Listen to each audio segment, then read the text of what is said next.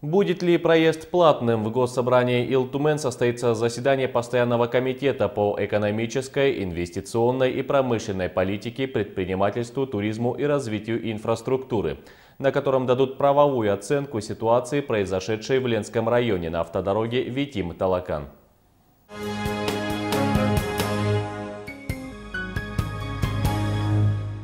Как вы знаете, в феврале этого года сложилась достаточно сложная ситуация у нас по Ленскому району, по проезду по дороге поселок Витим, Талаканское газонефтяное месторождение. Там возник конфликт, там народ стал высказывать недовольство с тем, что взимают плату, ограничивают проезд местного населения. Проезд коммерческого транспорта только на платной основе производится. Государственное собрание Ил-Тумен приняло к сведению данную информацию. Мы, как комитет, курирующий данную отрасль, транспортную, дорожную, взяли на себя задачу разобраться в этом вопросе с правовой точки зрения. 16-18 февраля 2015 года старший референт нашего комитета был в рабочей командировке в Ленске, в Пеледуе, в Витиме. На месте он изучил сложившуюся ситуацию, побеседовал с руководством района, с руководством поселков, с жителями данного района. В комитете потом мы заслушали его отчет по командировке.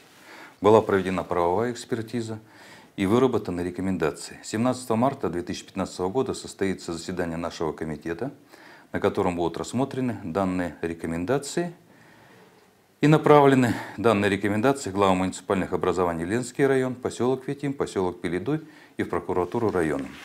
Ну, вкратце вам скажу, в чем суть все-таки, да, этих наших рекомендаций.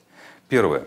Строительство объекта, то есть дороги автомобильный поселок Витим, Талаканское нефтегазовое месторождение, было начато в 2005 году, было выдано соответствующее разрешение. Протяженность дороги 112 километров, ширина 10 метров, ширина проезжей части 6 метров, категория дороги 4.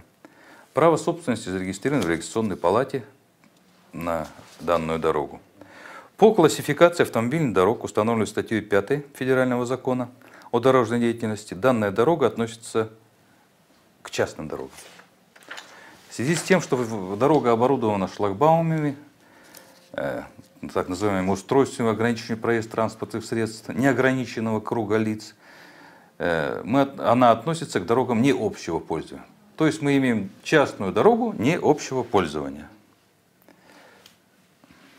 По характеру использования дорога автомобильная поселок Витим, Талаканское газонефтяное месторождение является бесплатной, так как согласно части 1 статьи 36 закона об автомобильных дорогах, решение об использовании автомобильной дороги на платной основе может быть принято только в отношении частных дорог общего пользования.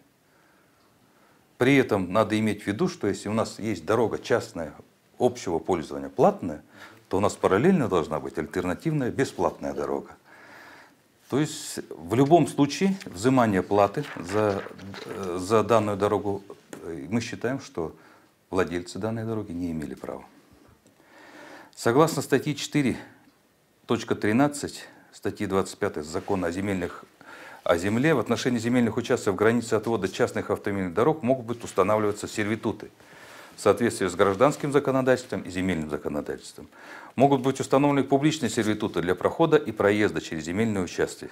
При этом собственник земельного участка, обремененного сервитута, вправе требовать соизмеримую плату от лиц, в интересах которых установлен сервитут.